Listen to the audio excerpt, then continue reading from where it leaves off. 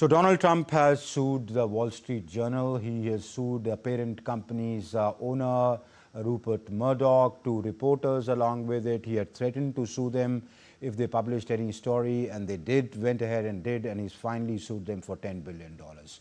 What does it mean? What could be the implications? Why is Donald Trump so sure that that letter, what would be his points in the court? And if he loses the case in the court, where could his political standing go? To answer all that, to talk about all that, I'm joined by Dr. Rajan Kumar from the School of International Studies from the Jawaharlal Nehru University. He joins me over the video link. Thank you, Dr. Kumar, for being on the show. First of all, Trump had threatened to go to court, sue them. They went ahead with the story. Trump has gone ahead with suing them. Both sides are standing there, holding their ground.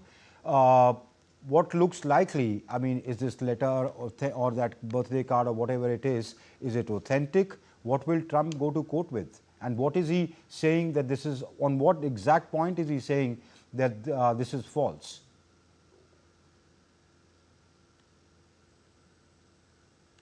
Okay, I seem to have lost the video link with Dr. Rajan Kumar. We'll try and connect back to Dr. Rajan Kumar once we get the video link through. So basically, this is the story about Donald Trump went to a federal court, to a court in Florida against the Wall Street Journal. Wall Street Journal had published a letter or a birthday card that Donald Trump had sent Jeffrey Epstein back in 2003, which was objectionable, which is explicitly sexual. Donald Trump claims that this is false. He did not send it, but the paper went ahead by publishing it. So they are saying we are sticking by its story. Dr. Rajan Kumar is back. Dr. Rajan Kumar, your views, or what is your take on, by looking at what is already in public domain, about the authenticity of this? I think, this is very interesting, and that in a way it shows the dark underbelly of American politics, which has, corruption, money, crime, sex now is coming to, the media now. So what it shows essentially that how corrupt a system can be, where there is a shadowy network which is operating, and it has massive control over a large number of people, and it includes politicians, it includes filmmakers, it includes some of the scientists, it also includes some of the foreign dignitaries. And the way, the kind of influence that this kind of cabal, elite, sometimes they're being called a pedophile cabal kind of thing, because Epstein is known as a sexual predator, and he's a sexual offender. He was charged, as you know, and he was prosecuted, and then he committed suicide in 2019 while he was in a prison in New York. His network was very, very powerful. He was connected with politicians in America. He was connected with Hollywood stars. He was connected with some of the scientists also. And there are also charges, because he was Jewish, so there are also charges made by Tucker Carlson, the former Fox News reporter, that he had links with Israel also. So these are the kind of charges. No, there is no question on Epstein. He's a convicted offender. He was, he used to organize these orgies where he used to get underage women and, even boys. But there's no question on Epstein. But Donald Trump says that I did not send him any card. WSJ says, no, we have credible proof that it is yours, it's sent by you. We've taken this out of some compilation done by his former girlfriend, Maxwell. Epstein's girlfriend, Maxwell. So, at the face of it, what does it look like? Because Donald Trump, if he's gone to court, he surely has something, right? And if WSJ is sticking to its claim and going ahead and publishing it, despite knowing what, this is Donald Trump, the President of the United States, and the kind of president that he is, unlike, other presidents. So both sides seem to be sticking to their guns. What does it look like? Could this be authentic? I think there is a very clear political message coming out of it. The reason why it has become interesting because this Wall Street Journal, as you know, is owned by Rupert Murdoch, and Murdoch is known Republican. He supported, and he is also the owner of Fox News, the most important right-wing media channel of United States, and the fact that despite warnings, this was published by a kind of a Republican supporter. So that shows some kind of rift that was emerging within the MAGA and the other Republicans. And he is known. Usually, he is known to have good ties with Rupert Murdoch, and they had a good relationship. But off and on, they also had bad phases. For instance, in 2020, Murdoch was not in good terms with President Trump. I think because it has come from Wall Street Journal, where the warning was given and the warning was not heeded. So either it says two things: either the journal reported despite warning of Murdoch, or probably the journal decided to go ahead with it because there's a large number of followers in America, even within the MAGA camp, who wanted this file to be leaked, wanted this file to come out in public. Although public, some of the reports are already there, that who are the people who have been named, etc.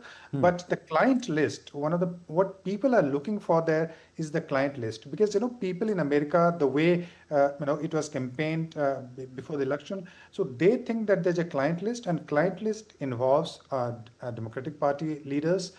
It involves a Republican Party. It also involves large number of people, very powerful people, primarily from United States, but also from some other countries.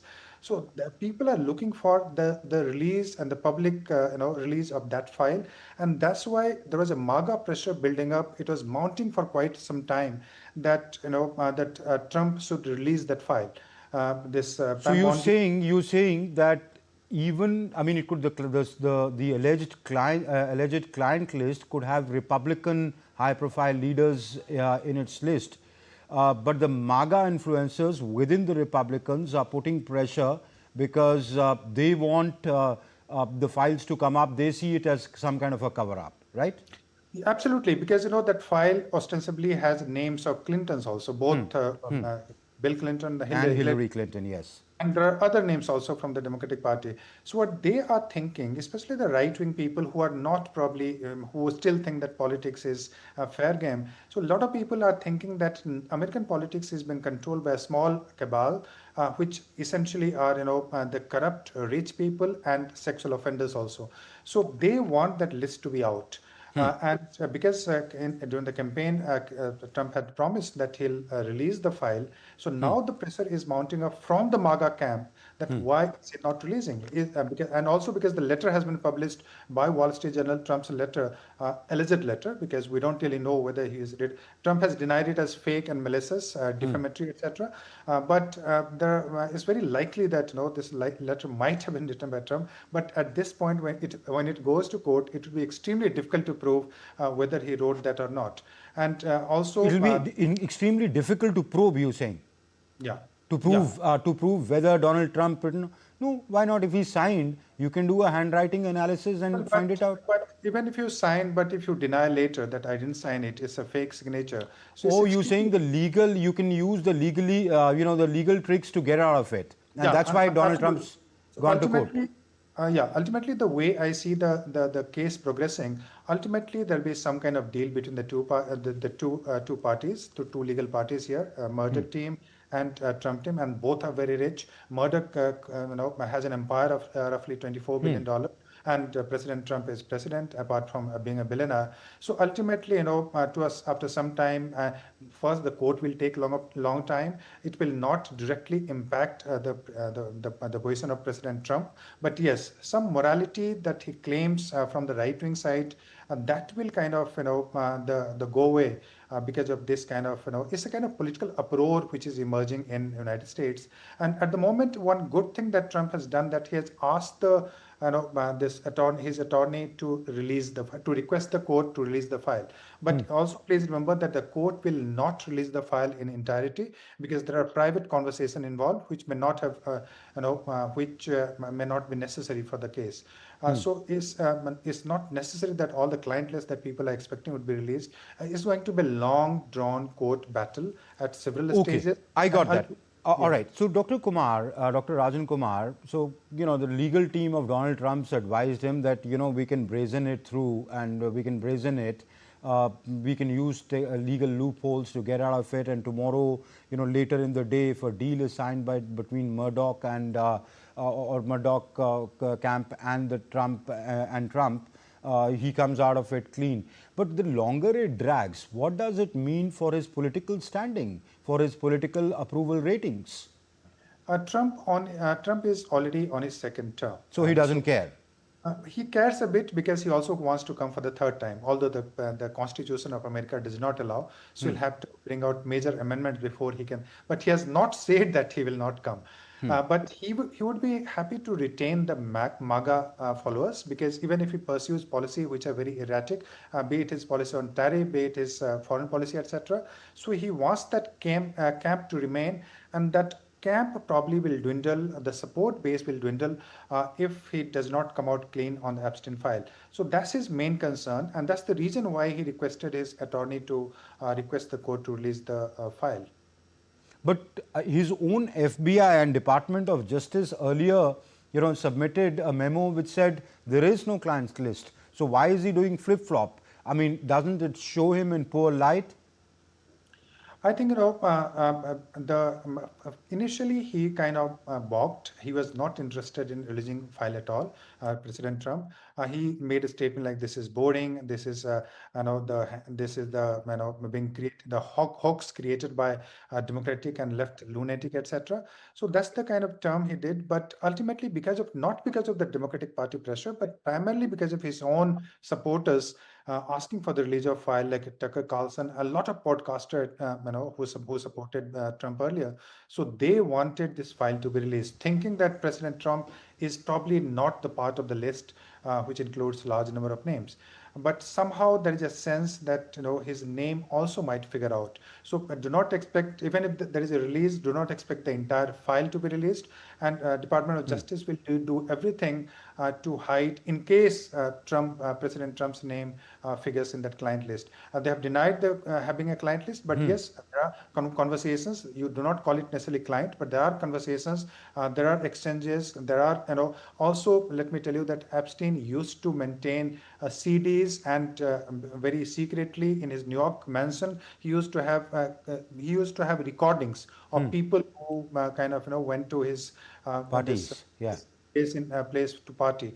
So there are a lot of things which need to come out. I'm not sure whether this will ever come out, but this is the controversy which is impacting President Trump a lot at this moment. But the longer it drags, you believe that it wouldn't affect Donald Trump's ratings? President Trump's rating is the lowest, let me tell you already. So how far he can go down, we don't really know. Okay. So, but yes, the only good thing about President Trump is that he has a very hardcore supporter in the form of what you call MAGA. And MAGA is not necessarily the support of Republicans. Republicans might be divided, but he has people. Yeah, but MAGA is essentially far right. I mean, the southern Christian belt is where his support base comes from. So they are the conservatives. So as more muck comes out, allegations come out, doesn't he risk antagonizing them? Because the MAGA is already angry with him and his administration, MAGA influencers, saying that when he refused, or FBI or the Department of Justice refused that there was no client list, they came out saying that look, he's again, now he's president, so he's one of them, and he's trying to do a cover-up. I think politics in America, I can tell you, is not necessarily decided by the morality. President Trump did not have a very clean image even when he was fighting for the first time. But what he was trying to bring out in politics in America, as you rightly pointed out, Christianity, political conservatism, anti-woke kind of politics, anti-left, what he calls it, and also try to unite what he call white core Christian population distributed in US and also in some other country. So he is concerned about that base because if that base disappears, then he might be in trouble. He might be in trouble because there are a lot of Republicans who are not happy with his policies, and the rift which is already there because Elon Musk has been alienated, and Tucker Carlson is already speaking against this Trump because of invasion on Iran, etc. So there are a lot of people who are disappointed, and also his promises on foreign policy, for instance, on Russia, Ukraine, and no involvement in other places. I think he has backtracked on those campaign promises. So people in Republican people, Republican supporters are not very happy with his policy, but he has retained the MAGA support, which is roughly 20% of the population at this moment. So because of that support, he feels very confident that he can pursue with his, very even weird policies in United States. Yeah. All right, it'll be very interesting to see where it goes and what it does to Donald Trump's political future, because as you say that he's got ambitions to be president again, though right now as the Constitution stands he cannot be, but this is Donald Trump. You never know what he could do. So we leave it there. Dr. Rajan Kumar, thank you very much for being on the show and giving a perspective on this. Thank you.